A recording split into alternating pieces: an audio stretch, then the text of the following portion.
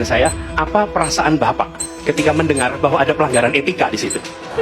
Bagaimana perasaan Mas Prabowo soal etik? Enggak semua etik, enggak semua etik. Wakanda no more, Indonesia forever.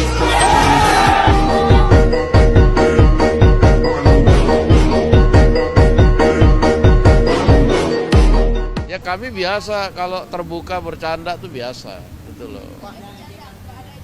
Oh nggak ada, kita itu biasa bercanda-canda terbuka, tuh nggak ada jaim-jaim kalau di internal itu loh. Memang etik itu mulainya dari kepala. Kalau kepala tidak mengikuti etika, apalagi yang di bawahnya.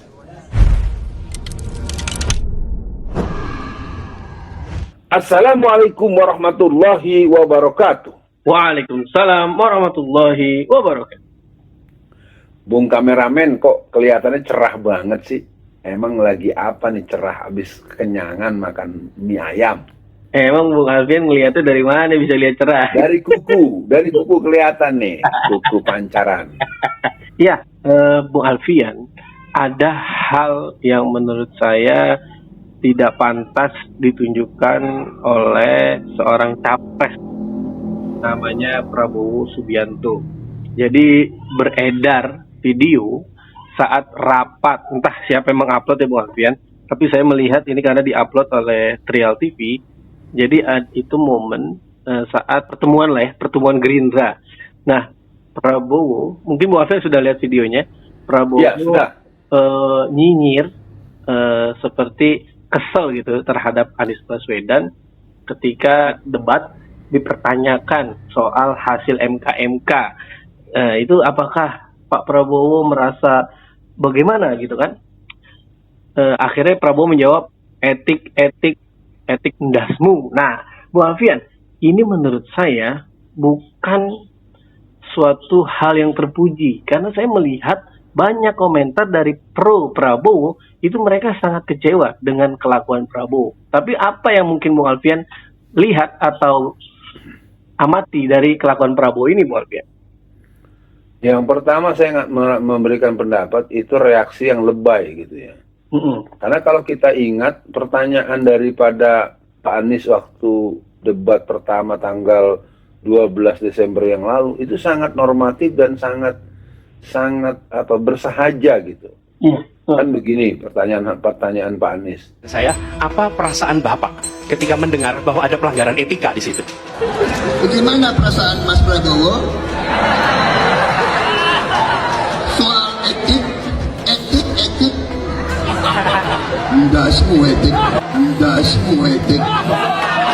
Itu pertanyaan sangat normatif.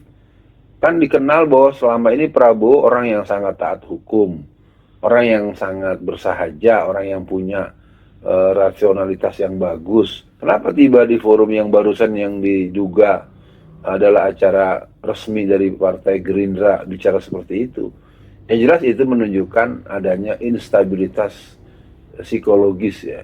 Dan itu menurut saya tidak boleh dianggap wajar. Itu tidak wajar dan harus diberikan peringatan dan kepada teman-teman dekat beliau, apakah anggota pertimbangan partai, apakah sesepuh. Saya kenal beberapa ulama-ulama yang berpengaruh dari Jawa Timur juga, masih banyak yang membersamai beliau, tolong dibisiki. Jangan begitu, karena bagaimanapun kita tidak tahu takdirnya. Kita tentu kalau buat saya menginginkan Pak Anies Baswedan yang jadi presiden. Amin. Kita tidak menginginkan ada orang memimpin negara dengan gaya-gaya arogan, gaya-gaya kekanak-kanakan atau memperturutkan cara dia secara subjektif mengekspresikan dirinya tanpa menenggang rasa bahasa, tanpa menenggang kebersamaan. Sangat tidak terpuji lah menurut saya di sebuah situasi yang layak untuk dipersoalkan. Itu yang bisa saya respon, Bung kameramen. Iya, Bu Alfian, memang banyak yang merespon ini tidak sepatutnya dilakukan oleh seorang orang yang dianggap pantas ya Bung Alfian untuk menjadi presiden. Nah kalau saya punya pikiran begini Bung Alfian, kan ingat nggak waktu momen Anies itu menyampaikan bahwa nilai demokrasi kita tuh sudah hancur dan Iya, Prabowo ini tidak kuat menjadi oposisi. iya betul. Buktinya merasa bisnisnya tidak lancar karena tidak berkuasa. Nah, Prabowo kan juga monyongin bibirnya dan kayak melet-melet Bung Alfian. Nah, itu apa ya Bung Alfian? Kalau saya punya pikiran gini Bung Alfian, sekelas Anies Baswedan yang punya kans untuk jadi presiden, dia pelet-peletin gitu Bung Alfian. Dia miring-miringin bibir. Lah bagaimana nanti ketika dia presiden, naudzubillah ya, Prabowo presiden, naudzubillah, terus rakyatnya melaporkan, itu malah menurut saya bisa dicuekin, bisa diabaikan, atau bisa punya sikap yang sama seperti Jokowi gini. Jadi Bung Alfian gimana responnya dari pandangan saya gitu? Kalau saya ditanya seperti itu, mengerikan. Katakan orang yang punya equal apple to apple ya, dia bersikap dengan seperti itu. Betul. Bagaimana dengan orang yang lebih rendah? Bagaimana orang yang dianggap orang yang super rendah? Mungkin sama dia disikapi secara keras. Betul. Karena dia punya basic tentara. Ya, ini mengerikan dan saya pikir ini harus benar-benar dipersoalkan, dan dari saya masih memegang gagasan yang disampaikan oleh E.F. Saifullah Fattah. Prabowo harus dikalahkan. Iya. Kalau dalam pandangan petisi 100, memang sebelum musim dan sebelum hari pencoblosan, Jokowinya sudah harus mundur. Karena terlalu banyak variabel-variabel yang membuat beliau harus dimundurkan, dimakzulkan, atau dipecat sebagai presiden. Dan itu tidak perlu ada yang baper, nggak perlu ada yang marah dan meradang. Karena terlalu banyak apa yang beliau lakukan itu tidak menguntungkan buat keberlangsungan dan kedaulatan bangsa Indonesia. Nah, selebihnya mungkin untuk masyarakat, Prabowo ini harus menjadi catatan khusus bahwa beliau harus dijadikan verboden, ya. Kita harus membuat verboden, no way presiden yang seperti ini. Dan itu harus menjadi satu gelombang emanasi kesadaran yang luas di masyarakat, sehingga kita bisa melihat kekuatan konstitusi dan kekuatan aspirasi, dia menjadi energi yang bisa memenangkan kepentingan-kepentingan yang lebih luas untuk kebaikan dan perbaikan serta kedaulatan negara kesatuan Republik Indonesia.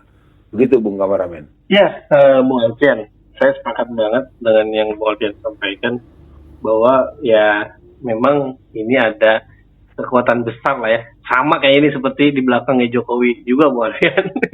Jadi mereka ingin menyelamatkan, mungkin dalang-dalang pembantaian kilometer 50 juga sedang bekerja keras biar Anies nggak menang. Jadi Bung Alfian, untuk akhir sesi kali ini, apa pesan Bung Alfian untuk pendukung Anies, untuk Anies Baswedan juga, untuk Muhaimin juga, agar kita tidak membalas Bung Alfian hal-hal remeh ini dengan yang dilakukan Prabowo. Jadi maksudnya kita juga nggak usah melakukan hal yang nggak penting, walaupun kita perlu merespon. Salah satunya Caimin bagus Bung Alfian, dia merespon emang etika punya kepala. Iya. Anies juga merespon etika itu sangat perlu, karena kalau yang pucuknya tidak beretika, yang di bawahnya lebih parah lagi gitu Bung Alfian. Jadi mungkin untuk closing statementnya, apalah pesan Bung Alfian untuk kita semua tentang hal ini Bung Alfian? Yang pertama untuk semua pihak, apakah kedua orang paslon dari calon presiden dan calon wakil presiden, apakah para relawan, apakah para partai pengusung, apakah partai pendukung, apakah seluruh simpatisan, ayo lakukan penguatan-penguatan yang membuat kita memiliki stability of emosional. Karena stabilitasan emosional kita akan membuat kita selalu berpikir jernih menghadapi situasi-situasi sebagaimanapun adanya. Nah, ekspresi-ekspresi dan reaksi-reaksi lisan yang seperti itu menunjukkan sebetulnya mereka mengalami kegundahan dan kegalauan yang serius.